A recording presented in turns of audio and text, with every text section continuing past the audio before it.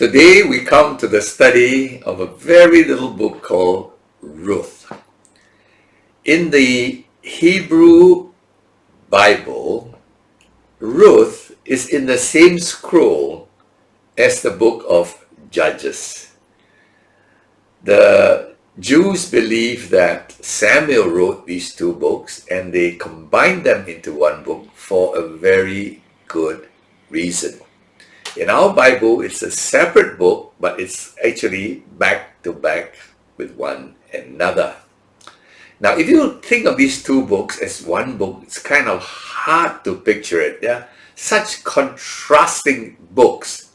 One is a book about Judges, a book a lot of people over 200 years. Ruth is about one family over one generation. Judges is a national book, history of Israel. This is a history of one little family. Judges is full of violence and horrible things. Ruth is so beautiful, a love story with a great ending. Judges is a terrible ending. Then we see the style of Judges is like 7 cycles of sin and oppression. Then they said sorry to God. God sent a deliverer. Then they had peace. And then they start again. 7 cycles like that. Ruth is one straight line.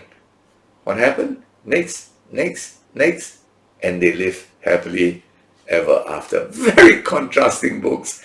And yet, they are perfectly fit together as one book, as we will find out at the end of this lesson.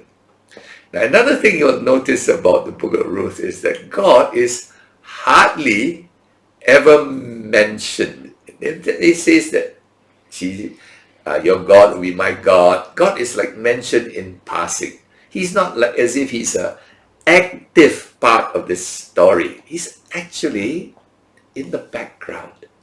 And this is so brilliant because every day in our life, God is involved, but he is not in the front.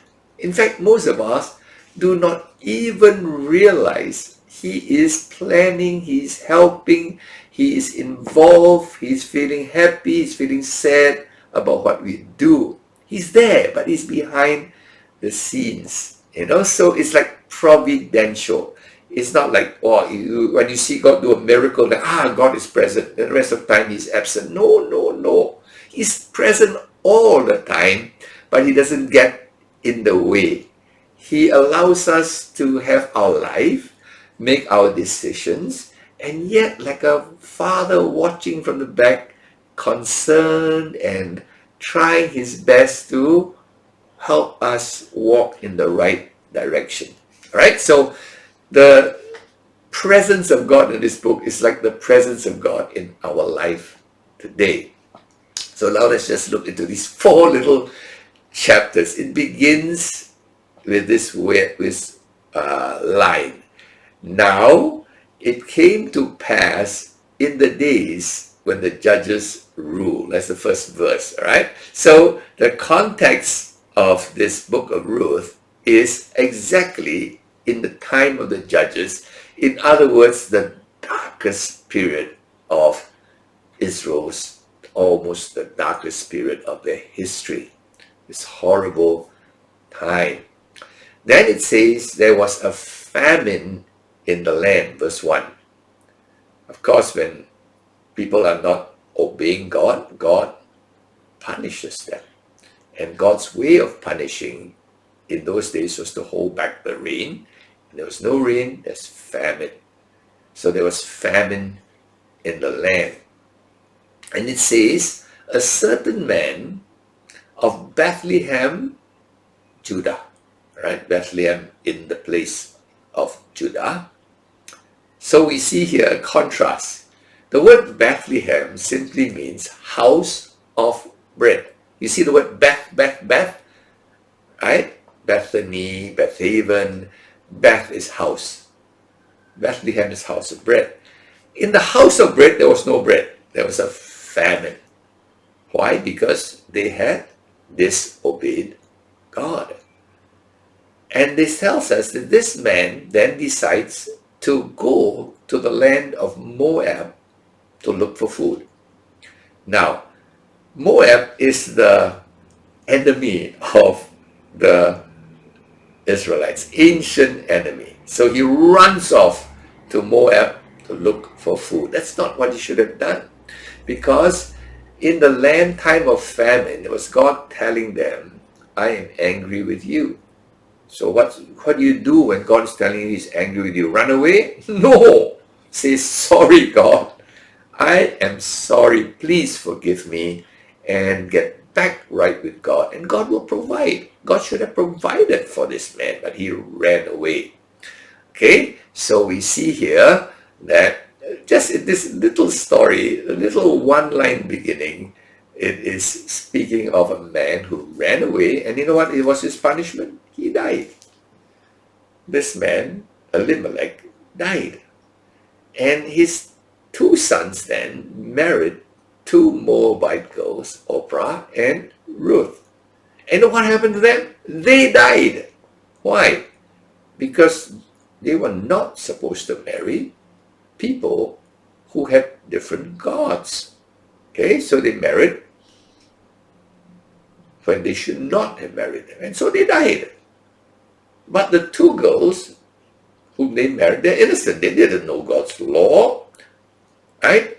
So they will survive. So now we have the widow, mom, Naomi, and her two daughters-in-law. And Naomi tells them, I'm going to go back to Israel. She realized probably something was wrong. And so she said, I'm going to go back. And she told her two daughters-in-law, don't go back with me. Life is going to be really hard for a Gentile in Israel. Please just stay here. So the first one, Oprah, said, okay, I'm staying here. The second said, no, I'm going with you. Your God will be my God. Wow. Now the question is, why did Ruth have such a faith in a God she had not really known? How can you have faith? Comes by hearing, hearing by the word of God. How did she have faith? Obviously, it was through Naomi's life, Naomi's testimony, Naomi's sharing about her God, that she began to say, your God is my God. The God you believe in is the God I believe in. All right? So we see here a faith, simple faith of Ruth, the Moabitess, in the God of Israel. So they move back to, they're going to go back to Israel, and Naomi changes her name. Naomi, she said, don't call me Naomi anymore, call me Mara. Naomi means pleasant, nice. Mara means bitter, sad. Mara is the root name of the name Mary, right? So some of you have got names like Mary, Marie. In Israelite, actually, it's Miriam, right? Miriam is the name Mary. It means, the root word is bitterness. Maybe some of you Marys don't know your name means bitter, all right? So anyway, she goes back, and then they need to look for food in this Israel. And in Israel, there is a kind of law given in the Torah that when you glean your harvest, that means you harvest, you cannot glean it. That means whatever you harvest, what drops on the floor, you leave it for the poor, the widows, the foreigners. And so Ruth goes out to look for food during harvest time. It happened during harvest time, and it happened, it was the beginning of harvest, and it happened that she went to a field, and it happened that that field was the field of a relative of Elimelech, her father-in-law. She didn't know that. You see, this is how God working behind the scenes. As she desires to do right, God directs her. So as we make right decisions, God directs us. Okay? So she goes there, and Boaz sort of takes an interest in her and says, "Who's that girl?" And they said, "Oh, that's Naomi. Remember Naomi, your relatives' wives. This is the daughter-in-law." And they said, "She's so loyal. She's a Moabitess, and she followed her mother-in-law to Israel." And so Boaz had a little eye on her, and Boaz tells her, "You just harvest, you just glean during my harvest season. Harvest goes on for several weeks, and then you just take whatever you want, and my guys will take care of you." So he showed a little interest to her. So during the whole harvest period, he's there supervising, she's there picking up the harvest that drops in the ground. They're not supposed to, the harvesters are not supposed to pick it up, allow them to pick it up. So she brings home the food every day for Naomi. Now, at the end of harvest, Naomi senses that Ruth likes Boaz a lot. You know, women have a sixth sense. They can sense these things. Guys are very blurred with these things. So she said to Naomi, "Change your clothes." You see, at that time when you were a widow, your husband had died, you wore widow's clothes, right, to show your mourning. Change your widow's clothes. Change to clothes that show that you are willing to get married, right? So a lot of it is symbolic by the way they dress. So she said, at the end of harvest, they're going to have a celebration, and Boaz is going to have a nice feast, and he's going to sleep there near the harvest, near the place where they harvest all the stuff and keep all the barley harvest and all the harvest. He's going to rest there that night after the celebration. What I want you to do is go and lie down quietly by his feet. You know what's going on?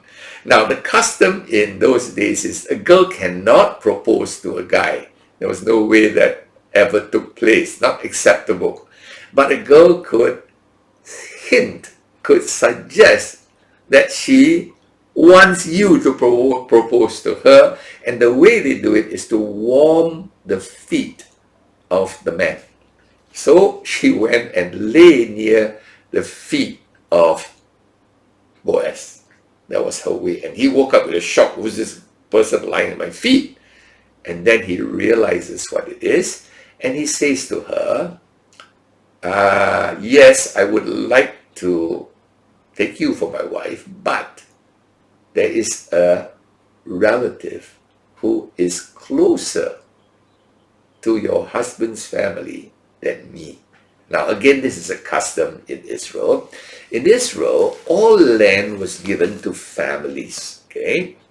Now, families got poor along the way. They sold their land. But after 50 years at the Jubilee, all land reverts back to the original family. Okay?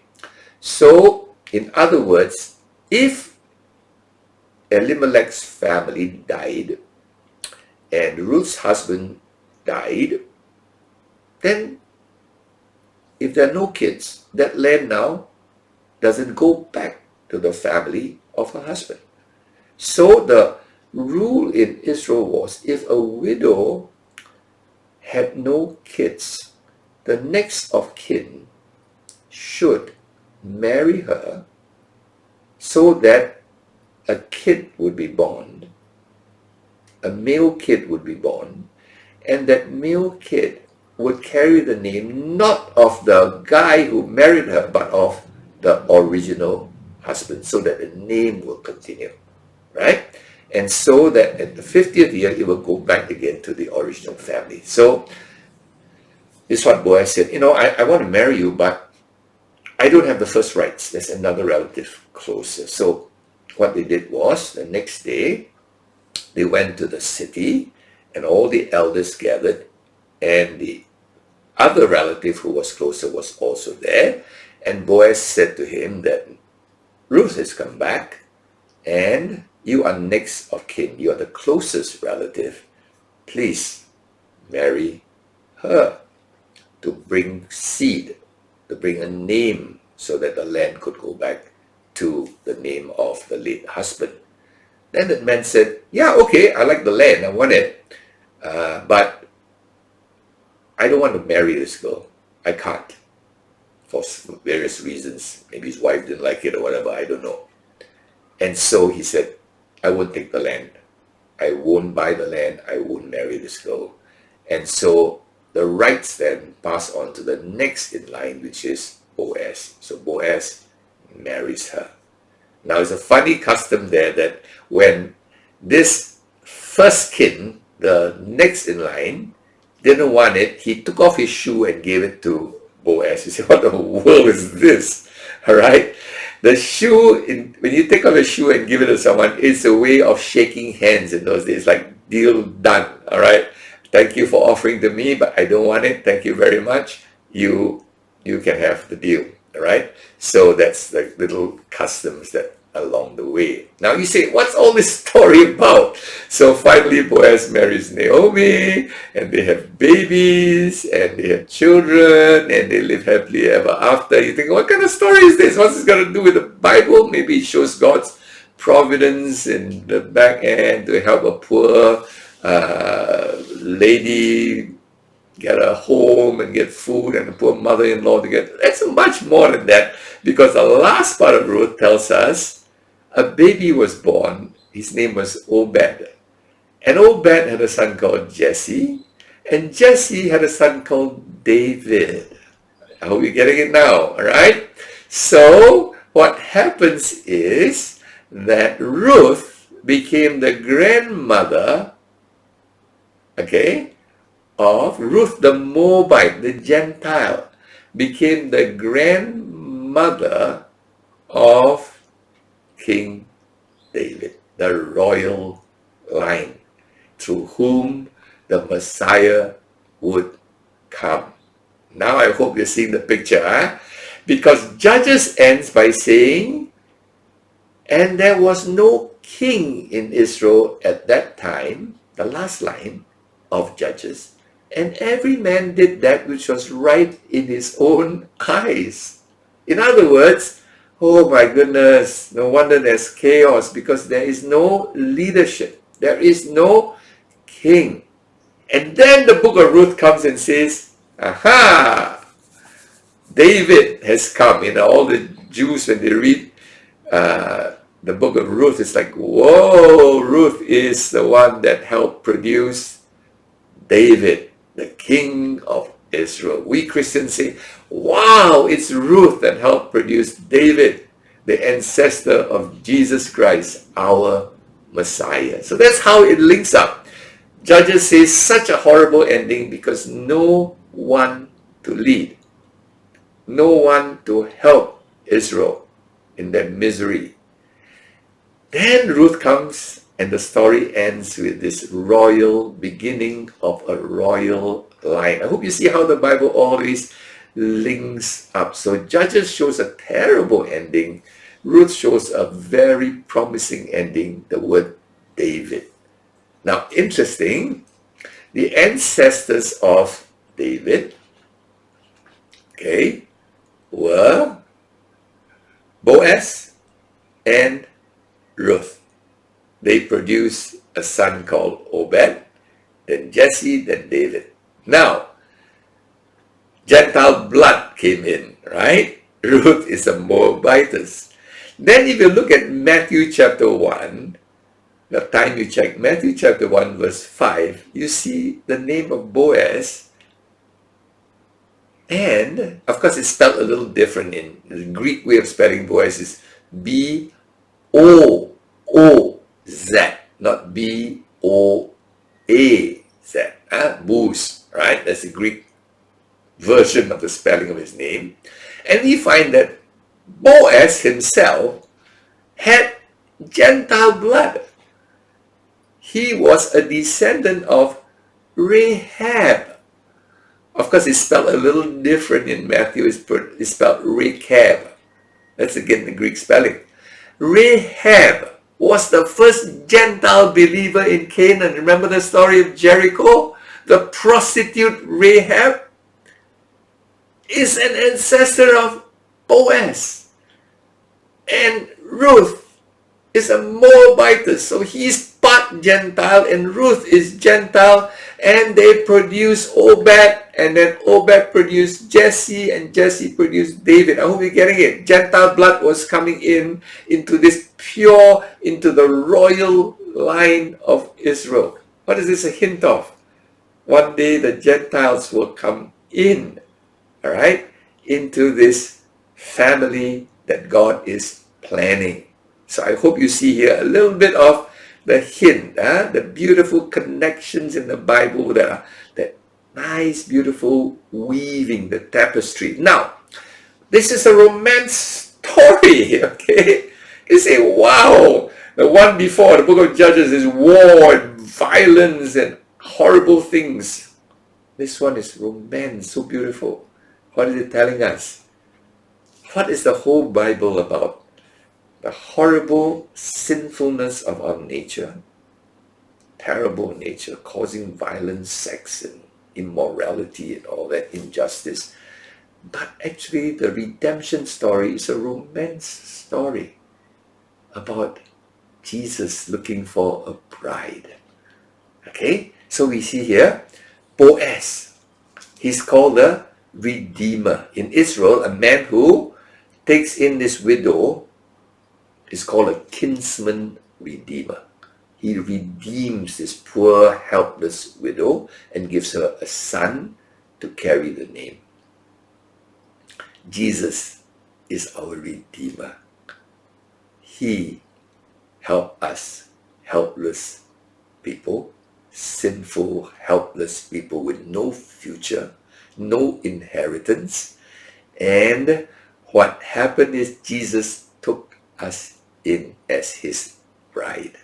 I hope you see a little bit of the hint, not very clear, but it's a hint of this. The Gentile bride, you and me, taken in by our Redeemer, the King of Israel. Okay? So I hope this story helps us to see a little bit of how God is going to solve the mess in Judges. Judges is a book like, how do you redeem these people? Who do you redeem them from? There's such a mess. This whole culture is such a mess. Right? And then we see this nice, encouraging story. Some questions are going to be brought up, like, you say that you cannot marry a Gentile. How come Boaz married a Gentile? I was asked that question once. Well, Boaz was just doing his duty to help.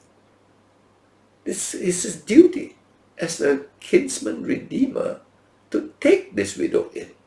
So he wasn't like doing something wrong. He was doing something to obey the rule of God, to be a kinsman redeemer. As opposed to Mahlon and Chilion, the two guys who originally married Orpah and Ruth.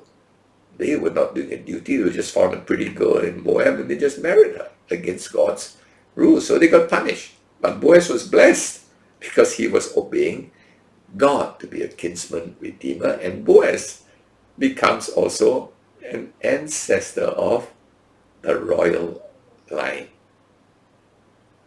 David and then Jesus. So I hope this story helps us to see again the beautiful book and how it's all slowly coming closer and closer to this glorious marriage in the book of Revelation. The romance of Christ and us. The relationship we have is a love relationship. Boaz loved Ruth. Ruth was loyal to, she was a loyal girl. She was loyal to her mother-in-law, right? And now she'll be loyal to her husband. Okay, so I hope this is a beautiful story to end a very awful story in the book of Judges. God bless.